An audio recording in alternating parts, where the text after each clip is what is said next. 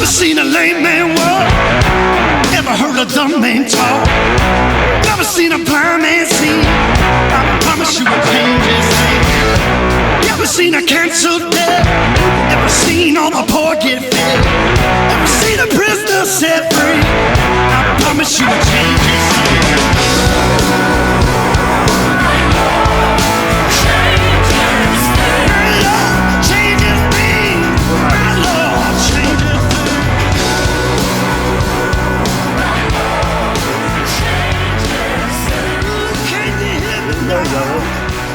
Hey everybody, it's time for the Big C and Bigger T podcast special interview segment here, special episode gonna drop, and we're excited about this. As always, I'm here with my best friend, Clint Shannon Clark. Oh wait, I'm not supposed to say your middle name. No, I won't say Dring's middle name. I know it though. Live from Greenbrier, Arkansas. How you doing, Clint? I'm great. It's Calvin, by the way. only know that because he signs my he's got to sign my rank for IBJJF, and it's got my middle name Shannon too. Like I've seen tournaments where I'll be competing and they'll say C Shannon. Well, and I'm like, losing this match isn't bad enough. You haven't even introduced him yet, so why don't I know introduce our guest for this special podcast? Well, everybody with us is the Godfather of Arkansas Jiu-Jitsu, Mr. Danny Dring, Professor Danny Dring. Hey, gentlemen, it's good to be here with you guys.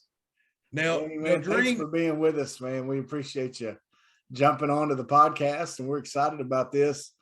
As I told you before we got on, MMA, mixed martial arts, UFC stuff, that's not necessarily my forte. It's not something that I know a ton about, but my man Clint is a lot more educated, and so he's gonna kind of ramrod this one today, and I'm looking forward to talking to you and kind of hearing about you and what you've done and what you're got plans here. So Clint, man, take it away with our man Danny. What's crazy is Arkansas's got because of Bryce and a couple other guys that went out, had success all over the world. Arkansas is getting a pretty well-known jiu-jitsu scene. Brazilian jiu-jitsu, well-known in MMA now. It wasn't always the case. The man that we have here with us, Mr. Danny Dring, he brought jiu-jitsu to the state of Arkansas. Isn't that correct? You were the first one to start practicing Brazilian jiu-jitsu in the state of Arkansas? No, I don't know if I was actually the first one to practice jiu-jitsu in Arkansas, but I was definitely one of the first. There were a couple of other guys that were doing it a little bit. Now I was the first to actually earn my black belt. I know I was the first BJJ black belt, Arkansas black belt in the state. We had, there were a handful of guys around the state that were doing either jiu-jitsu or doing some form of grappling, but not much. And then I was fortunate that I was just kind of ahead of the pack a little bit and getting into BJJ. I started in Taekwondo, and then I got into kickboxing. I actually, fought on ESPN back in the day, and then I got into Muay Thai. Well, back when I first started doing Thai boxing in the early 80s, nobody knew what Muay Thai was. That was kind of ahead. And then from there, I got into a Japanese style of jiu-jitsu, and then had the opportunity to actually train with Hoist Gracie at a seminar in all places in Conway, Arkansas. And a guy brought them. There was a guy that brought them in, and so I know that name because I used to rent those first UFCs. I used to rent those video VHS tapes. Yeah, and I heard about this. Because I'd been into wrestling and things like that. Back when they had no time limits. And well, I actually worked out with Hoist and Horian 3 years before the first UFC. So. Wow. Before any of that, before it really took off, I was already into doing jiu-jitsu and grappling and training. And it was so I was just blessed to kind of be ahead of the curve in terms of ground fighting and grappling, before it was kind of going way before it went mainstream, right? I was able to, I was into it and just wanted it to be part of my overall martial art education.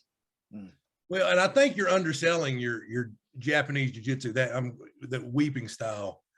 It is the most painful thing any man will ever experience. He'll grab my wrist and I'll just start immediately screaming, "I hate you."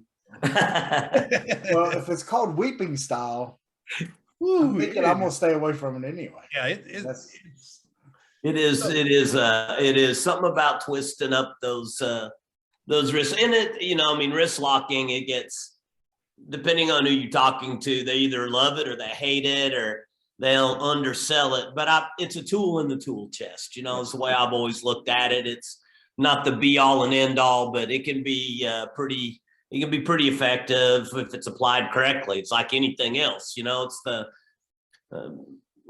if you need a hammer, a screwdriver is a sucky tool. But when you need a screwdriver, the screwdriver is the only tool you need. Yeah. So I think it's about, using it appropriately at the right time. Now, what got you into it? So, did you start as a young kid? Did your parents get you into? I did. I trained when I was about 7 years old. I started off, my dad and I trained a little bit, and his hours at the time, we trained for a while, probably almost a year, not quite a year, probably 9 months or so. And then his hours changed. He worked for Channel 7 at the time, worked for KTV, was an on-air personality, and his hours changed. And but I got a taste of the martial arts, like every other kid that grew up in Arkansas back in the day, you knew what season it was by the sport you played, right? So, it was football in the fall, basketball in the winter, track in the spring, and baseball in the summer. And so I grew up playing team sports up through about junior high. And then I stayed small and everybody else got big. And that was about the time that I started doing more individual sports, was junior high, the end of junior high, beginning of high school. And then I got back into the martial arts, probably my senior year in high school, and then no looking back. Did you start off with Taekwondo or? I did. Something like that. Training Taekwondo started. There's a Taekwondo gym fairly close to my home. Well, actually, I was visited a couple of boxing gyms, and then got into Taekwondo, and always had a love for boxing. But got into Taekwondo, and then went to college at Baylor. I went down to Waco, Texas, and I trained in a style called Shotokan, and did that while I was in Texas for about 2 years. And I came back to Arkansas, got back, ended up graduating from UALR, got back into Taekwondo, and then worked.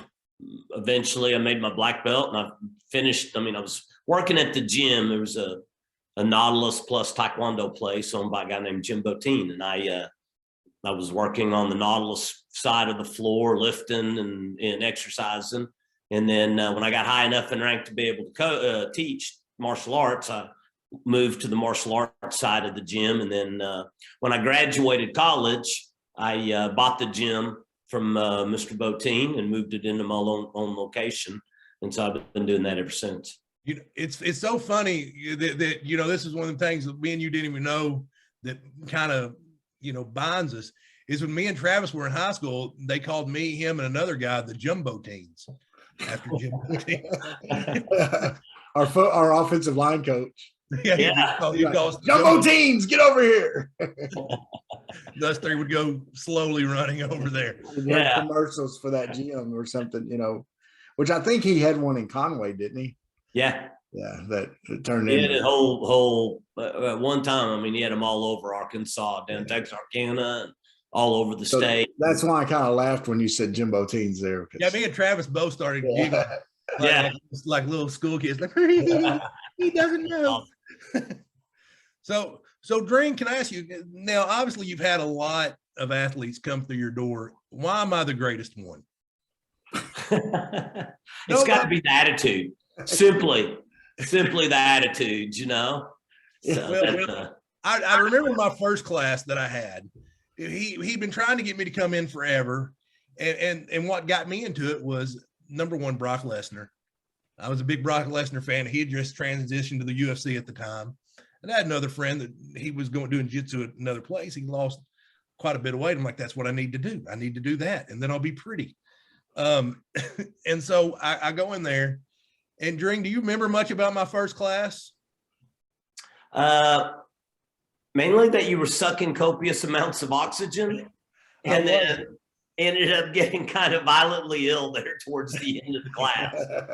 It was Dring's noon. Now your noon class is legendary, because that is, you go to Danny Dring's noon class, you may be doing jiu-jitsu, you may be doing kickboxing, you may just be exercising.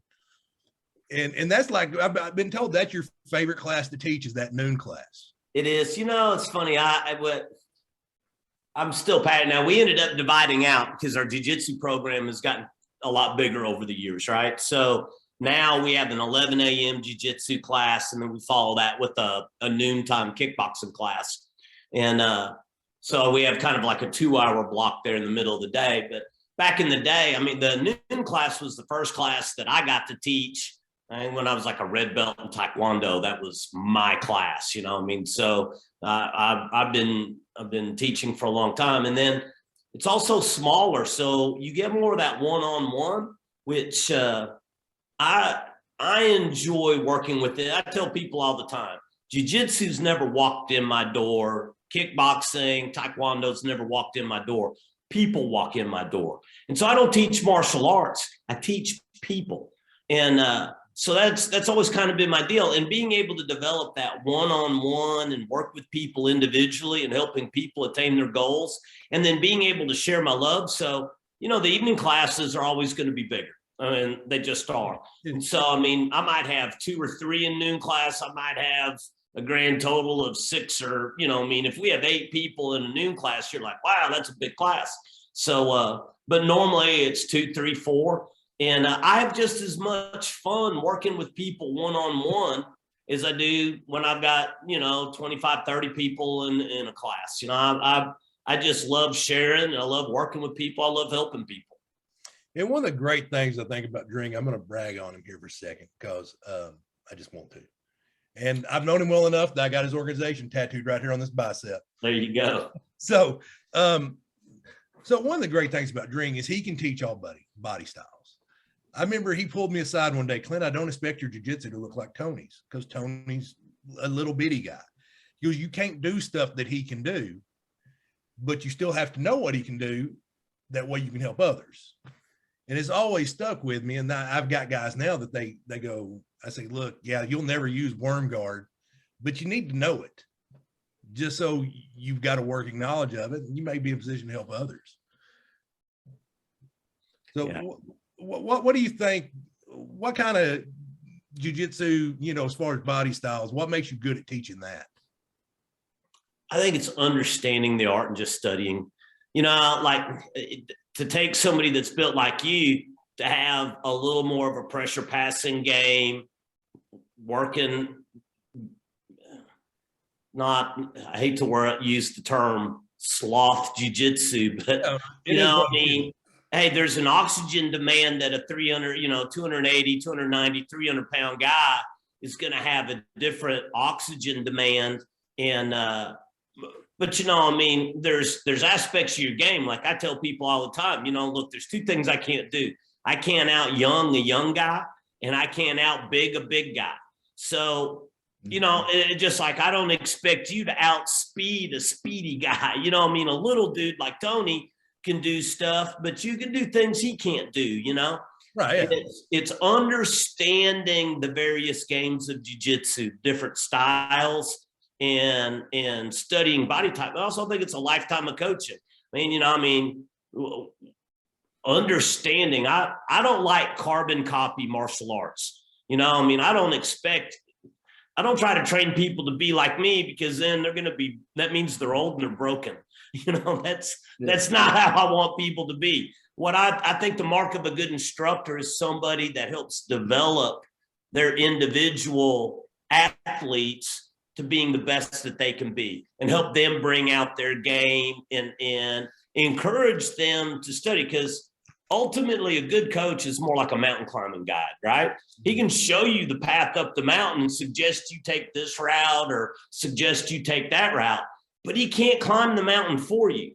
Ultimately, everybody's got to learn how to teach them, has to teach themselves. I mean, I'm always encouraging people to study, because if I'm your only source of information, you're messing up on a large scale, but if I can help guide you to look for sources of information, if I can help you, look for your path, then I'm doing my job. That's kind of how that's the way I approach not just jiu-jitsu, but all my martial arts.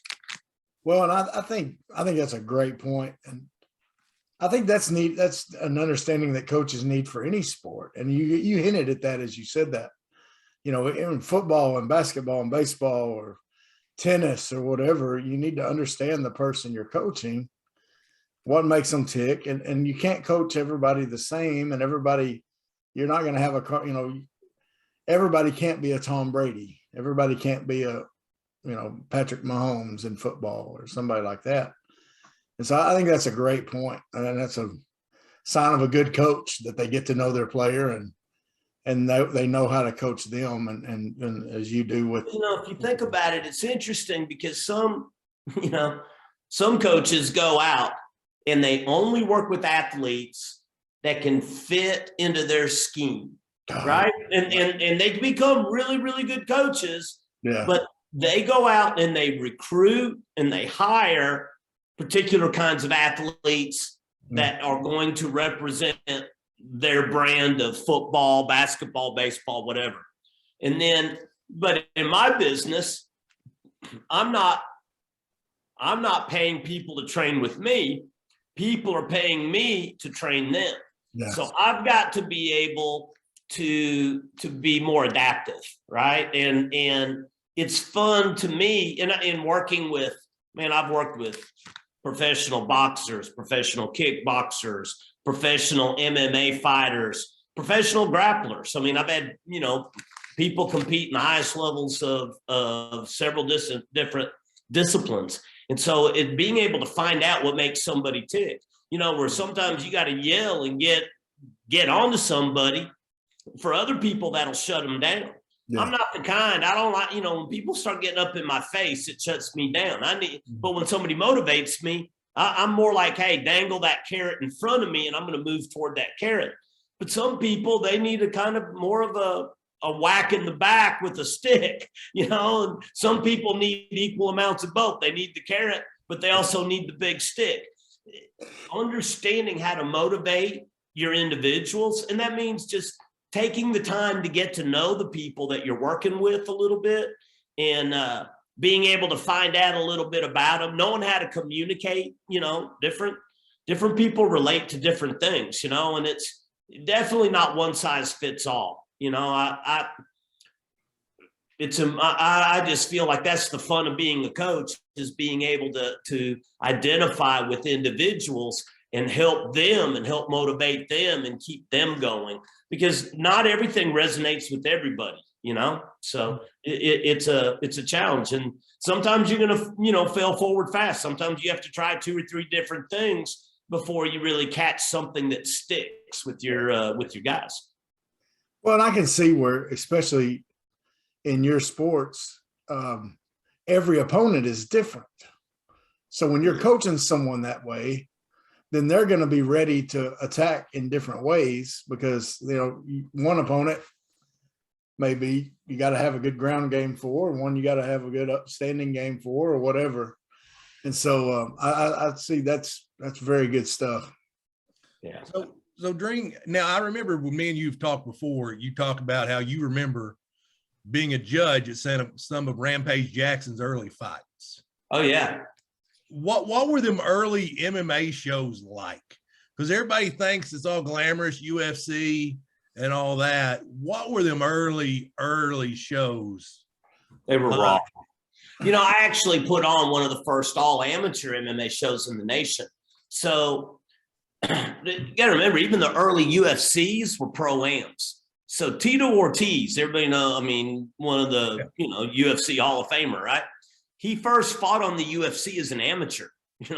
Even Tito was an amateur when he first started fighting the UFC. So it's interesting because most of the shows were pro-am. I had a guy named Eddie Goldman. He had a rag at the time. I mean, it was an actual newspaper called the Valley Tudo News that he was based out of New York.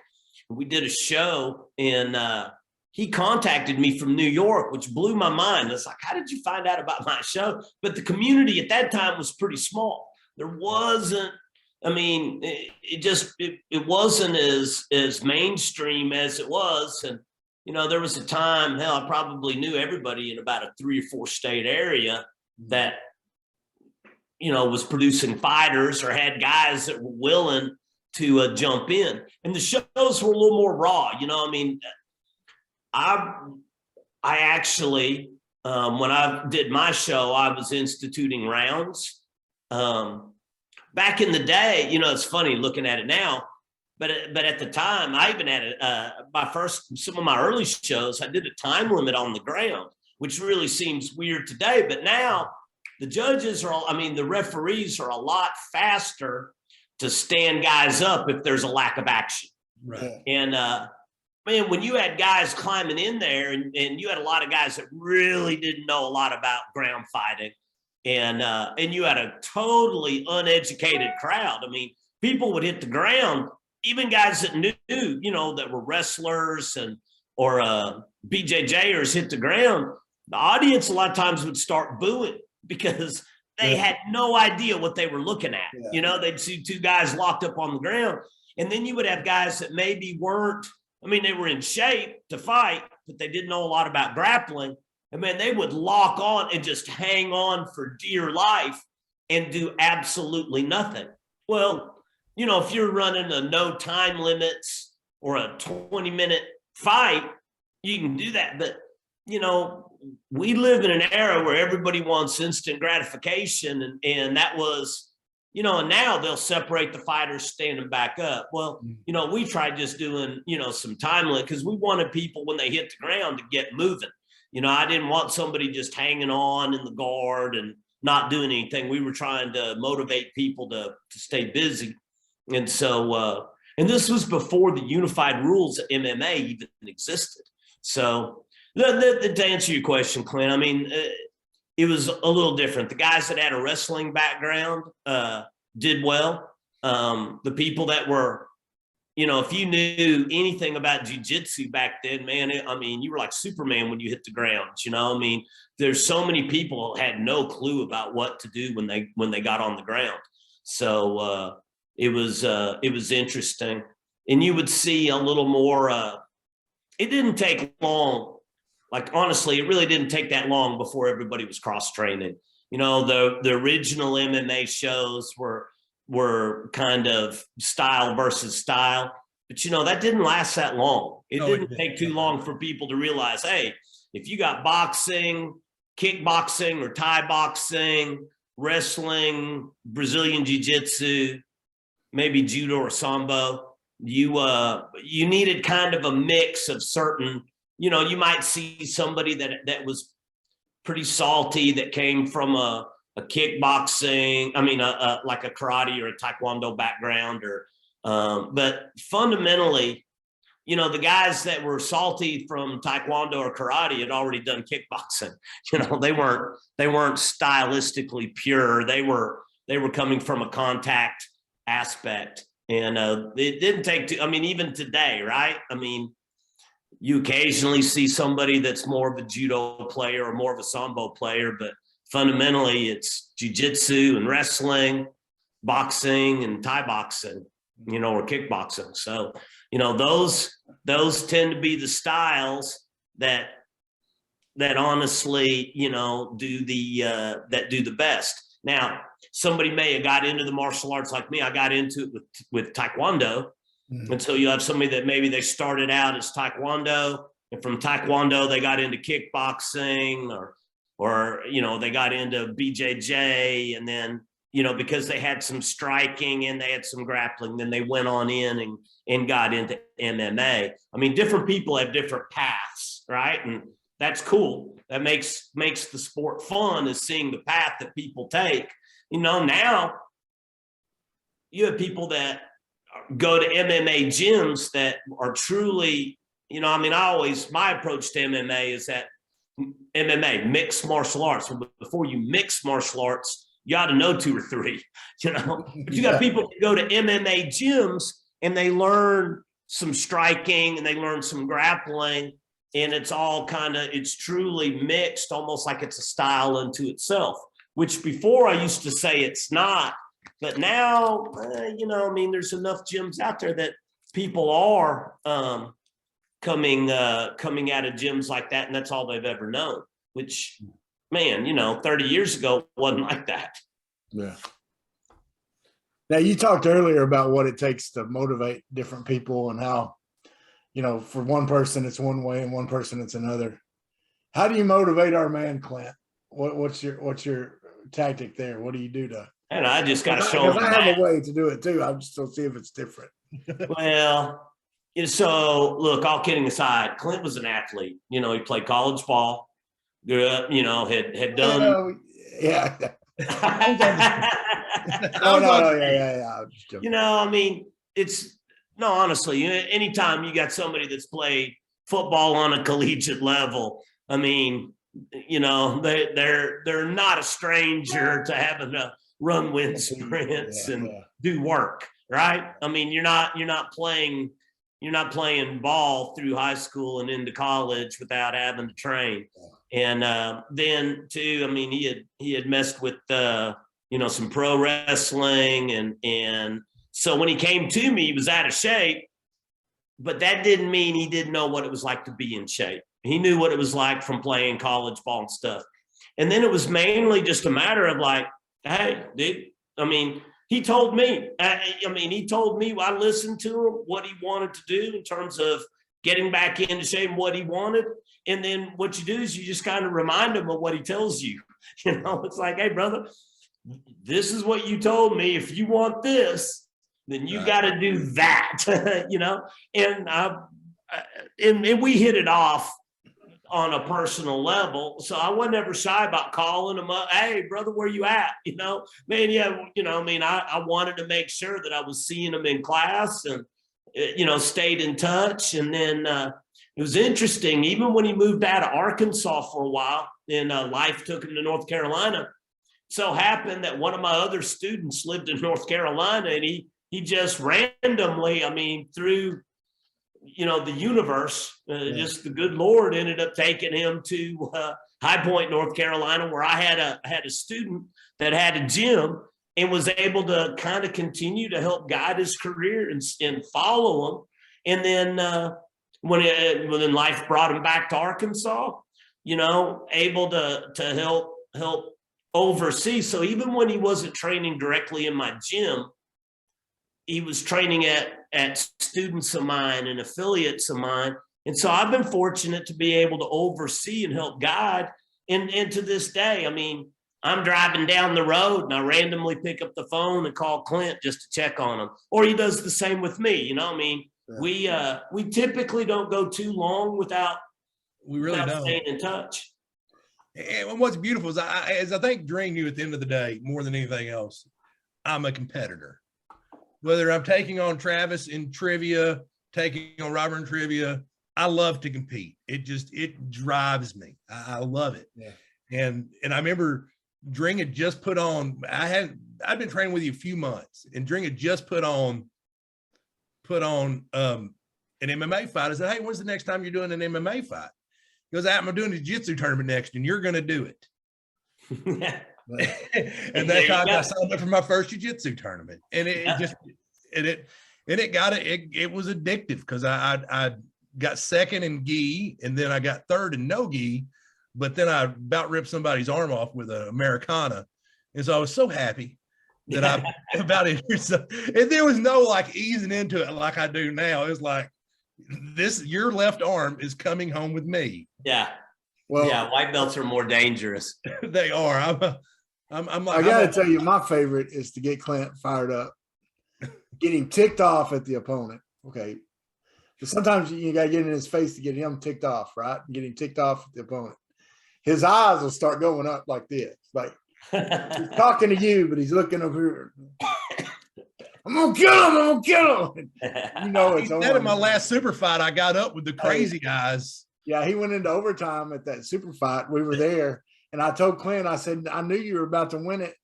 I said, because you got up one time and your eyes were looking like you were looking at us, but your eyes were going up higher. I said, I knew you were. I said, that was it. He was mad. It was done. Yeah. I didn't stand a chance then. A lot of times, you know, Dring talked about the bigger guys, as I'll go out there and I'll be like, especially if a lot of the smaller guys, your middleweights, your flyweights are going right before us. They'll be out there doing their barambolos and their flips and crap, whatever they do. I don't know, but they'll be doing that skinny guy, fast jujitsu. And we'll go out there. Everybody's like, okay, this one's not going to be near as exciting, but there's a lot of pressure and you do not want to get underneath that. You know, that's, and it's funny because even Clint has told me before, he goes, look, dude, in my division, don't nobody want to be on bottom. You know, I mean, it ain't good for anybody at that weight class to be on the man on bottom. That's right. Oh, and everybody says it's like the big guys are boring, but everybody said that me and Goforth had the fight of the night at the super fights. Mm-hmm. Because when it went down to that, it went to the takedown round, and when you have two, you know, almost 300 pounders flying around the mat trying to take each other down and going out of bounds, it got interactive. Well, it becomes a seismic event. I mean, it registered on a Richter scale somewhere in the state, you know, when they hit the ground. Well, and, you know, there's even me as a novice, okay, I appreciate the technical aspects of sports. And so even at his super fight, I appreciated all the things that were going on they're not the big things, you know, and I'm like that with basketball. You know, I always tell people all the time on our podcast, don't just watch the ball, watch the guy setting picks over here and moving around and playing defense off the ball and you know, things like that. And in the same way, in watching him in his super fights, I was watching the way he was trying to place his legs and trying to place his arms and trying to even with his head. I mean, all these little, you know, what seem like as you're watching it, little things to a novice like me, like I'm like, okay, those are actually really big things that are happening, you know, because one wrong lean, one wrong move, it could end the fight, you know, give your a lot of times that's called hidden jiu-jitsu. There's aspects that you really have to feel. You'll see somebody, you know, reach out and establish a grip, or they establish a collar tie, or, you know, they're fighting for wrist control, or they've got a grip on the gi and they're extending and there's pressure. But some of that, like you're saying, is very subtle.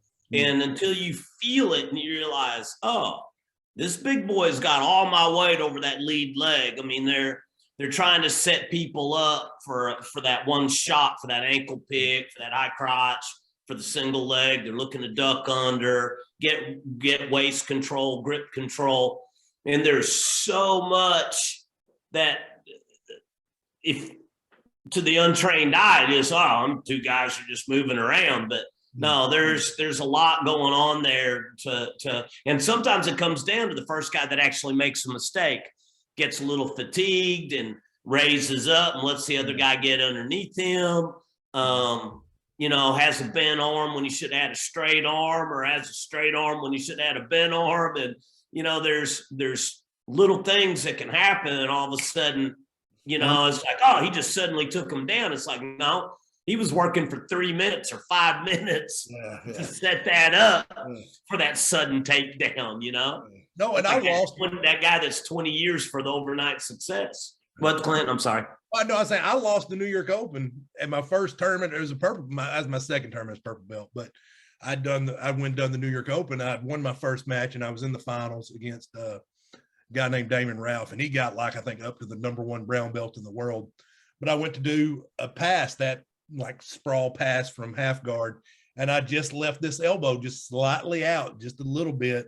He peeks around the corner as I go to pass. He gets the Kimura on me, Yeah. Just, you know, just a little, little bitty thing. Like if I'd have been another second, I would have probably passed his guard, but it wasn't to be. You know, he took my left arm home as a souvenir that day. Good judgment oftentimes comes from bad experiences. Yeah. You know. No, it does. And I've always found it so much easier, like after a loss, to motivate myself to get back up. Mm-hmm. And then it was for the wins. Now you did, I verified this with you earlier. You were there through Willie's blessing. You presented Bryce his black belt in Brazilian Jiu-Jitsu. Bryce Mitchell, Thug Nasty, gentlemen. What are your thoughts on his UFC career and how he's kind of, you know, he's been that guy. I mean, we've had other guys go to the UFC, but no one's from Arkansas has seen the success on the big stage in mixed martial arts he has. What are your thoughts? Bryce is an incredibly talented athlete. He's a hard worker, cardio for days. Yeah. What you see is what you get. Genuinely a nice guy. I think the world of Bryce. He's, can't say enough nice things about him. And it's the kind of guy who get out. He rolls with everybody. He trains lots of different places. He's, I think he has approached his career intelligently. You know, I mean, he's been, picked his, he's not out there necessarily fighting every 2 months, which, there's a lot to be said for staying busy. That's also a good way to derail your career athletically because of injury. I mean, you only have so many years. It's a brutal sport, right? And I'm the co-chair of the Arkansas Athletic Commission. Through the Athletic Commission, I've traveled and gone to conferences on injuries and CTE. Have been sat through lectures on what CTE looks like, not just for boxers, but also for MMA fighters. And so I think being very, very smart about how you approach that career so that there's life after fighting is important. And right now, Bryce I think he's aware of that. He's certainly picking, and he's very, very talented. He's done very, very well. And so I think we'll continue to see good things. I think he's got an excellent test coming up. I think, this fight will be kind of like the gatekeeper to greatness, if you will. He's definitely setting himself up to take a jump up the rankings and start looking at maybe some bigger and more high-profile fights. Well, if he gets past this one, of course, he's got to get past. At that level of the sport, you can't take any fight lightly. No. I mean, the only important fight he's got is the one he's got this weekend, right? I mean, that's the only one that counts. Now, tell us about that fight. It's this weekend.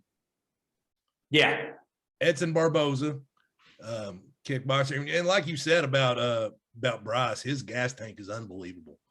I've rolled with him a couple times, and it's like I want to be chubby and lay on him, which he did say my side control was really good. He didn't think he was going to get out, so he got out, and then I had to chase his little butt around for about 4 more minutes. But I mean, he don't. If you're rolling with Bryce, he'll come in, he'll roll with everybody, and he does not stop.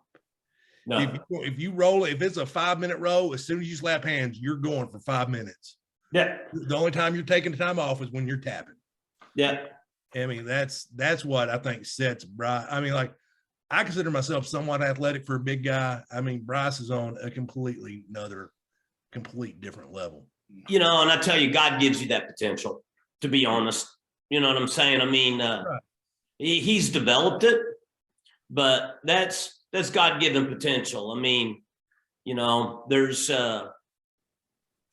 just some things that genetically some people can do and some people can't do. Then it doesn't matter how much heart or desire or work ethic that you have. I mean, you have to be given a certain amount of potential in your DNA to be able to do this. We all have things. I mean, it's like asking a ballet dancer to be a power lifter. It's like, well, the power lifter can power lift and the ballet dancer can ballet dance. They're both athletic and they're both incredibly strong in their own rights, but genetically, they were built different. I mean, it's interesting whether you're talking about Olympic level athletes in different disciplines, or you're talking about the difference between somebody that makes a good basketball player versus somebody that makes a good football player. I mean, there's just certain things, that kind of determine that. And Bryce was definitely gifted, for what he does. Now, just because you have potential, they're all saying how hard work beats talent when talent doesn't work hard. Bryce has worked real hard. I think sometimes people use that whole talent or genetic potential thing as an excuse. It's like, no, to a certain extent, we're all given a certain amount of potential, right? But he was given great potential, but he's worked bloody hard. Make no mistake. I know he has trained very, very, very hard and has been to realize what he's able to do, and that I'm excited for him. And we always want to see our Arkansas boys do well, and I love cheering Bryce on.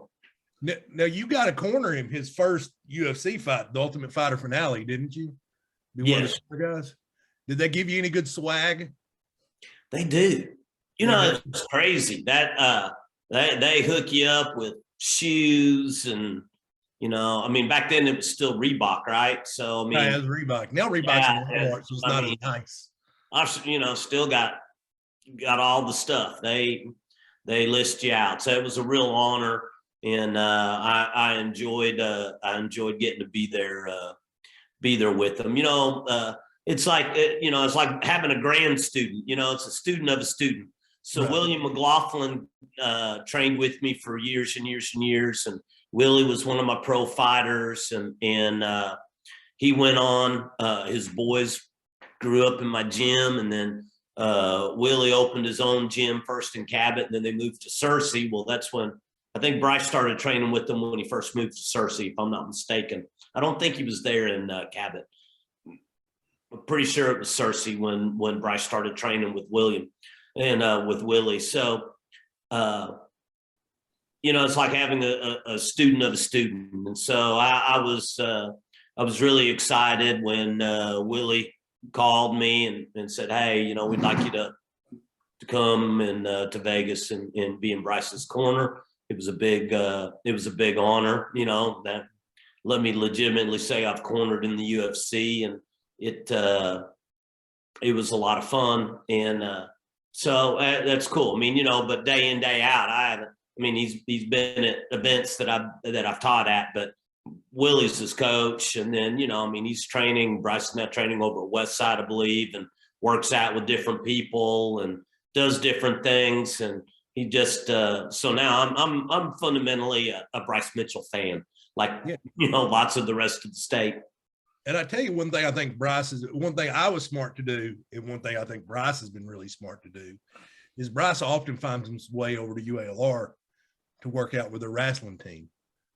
And I've met Cisco through and work out quite a bit with him over at CBC. How important do you think a wrestling base is, or how much of an advantage is a wrestling base in MMA? It's huge. And so you look at wrestlers come up in a structured program. By the time you make it to college, right? If you wrestle in college, in most elite MMA athletes, you're seeing more and more guys that have a wrestling background. They were D1 wrestlers. So, and well, you know, does that speak to the efficacy of wrestling? And I said, no, I think that speaks to the efficacy of college athletics. And here's why I say that, is that you go to BJJ school, you pay your money, you show up, you do your class, you go home. Now, let's say that you're a D1 athlete in wrestling. Well, that means you got a scholarship, most likely. And that means you are bound. When the coach says you're going to be at that track at 6 a.m. to run, your ass is at the track and you're running at 6 a.m. And then you have a dietitian that's providing you food, because a lot of those guys they're having to make weight. And so they don't have to worry about what to eat. They're being fed. Oh, and then you're going over here and you got a strength coach that's got, I mean, he's got initials after his name, or he's working on his master's or his doctorate in exercise physiology. And so you don't have to think, well, what kind of weight routine am I going to do? You show up, they put the weights, they track everything you do, and you're on it. You're lifting weights. And then it's come time for wrestling practice, and you're already a couple of workouts in for the day. And now maybe you got a coach that does nothing but specialize in your takedown game, or you've got a coach that specializes in the referee's position, or you're rolling and you got guys that are looking at you and constantly tracking your progress. And their job as coaches is to take care of you. So now, man, you have had a benefit of that athletic program. If there were scholarships for Brazilian Jiu-Jitsu and there was money in a money program, then you would see a difference. You know, I mean, that's something that it's hard to compete with coming out of the average BJJ gym, right? I mean, you don't have dietitians, you don't have the athletic trainers that you get through with the workout and they're grabbing your butt and they're putting you in an ice bath. They're taping your ankle, they're taping you up before your workouts. They're icing you down and they're tending to your injuries. I mean, as most BJ, you got to do all that for yourself. And so as a coach, I have gone and gotten strength certifications. I've gone to all kinds of clinics to try to be, all those things from athletic. I wrote a book on dealing with injury. That's because I've been injured a lot, but I read it. Yeah, it makes it. But I try to educate myself on how to deal with a lot of the common sports injuries. Whereas if you're in a collegiate athletic program, you got an athletic trainer that does that for you, right? I try to, got strength certifications and went to different strength training, conditioning, strength and conditioning camps. But in a college level, man, you got coaches, guys that they're not also trying to be your technical coach. All they do is worry about the strength aspect, right? Or the strength aspect as it relates to wrestling. They know exactly how to do that. When you look at, now I'll give you an example, Ronda Rousey. When she first made her splash, she came out of the Olympic Training Center. Like, guys that some of the elite level judo, she was an elite level judo athlete, but she got to go to the Olympic Training Center. And so she had those kind of benefits, right? Now imagine you're somebody that just coming out of, Joe Blow's gym, and you're trying to do all those things all by yourself. Yeah. So now I feel like wrestling is a huge base. We didn't have wrestling in Arkansas when I was growing up. I mean, it's only been in the state about the last 10, 12 years, it hadn't been around that long, 14 years tops, right? So it just has not been in the state widely that long.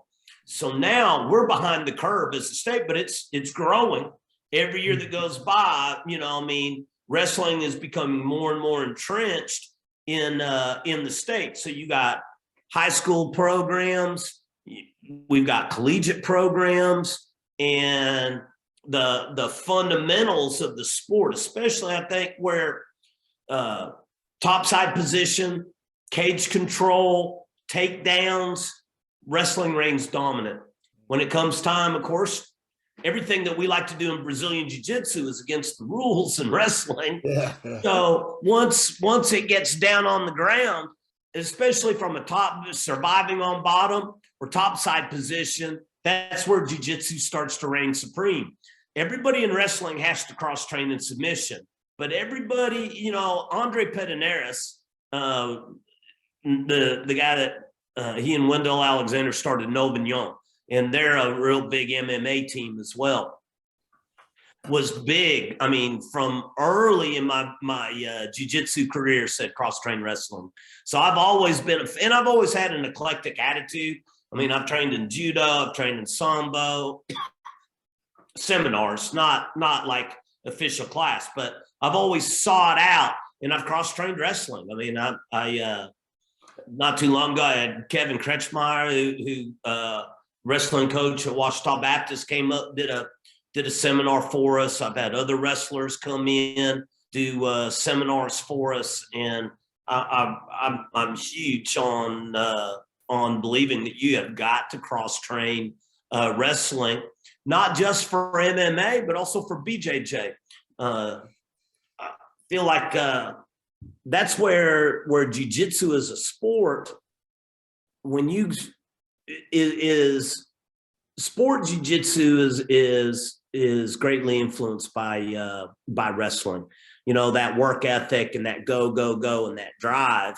I think it's really huge, and you're seeing more and more guys that after college wrestling, they're kind of like, you know, I mean, if they're not an elite level wrestler and then they're going to on the international stage or trying to get into the Olympics, once college is done, they don't really have an outlet.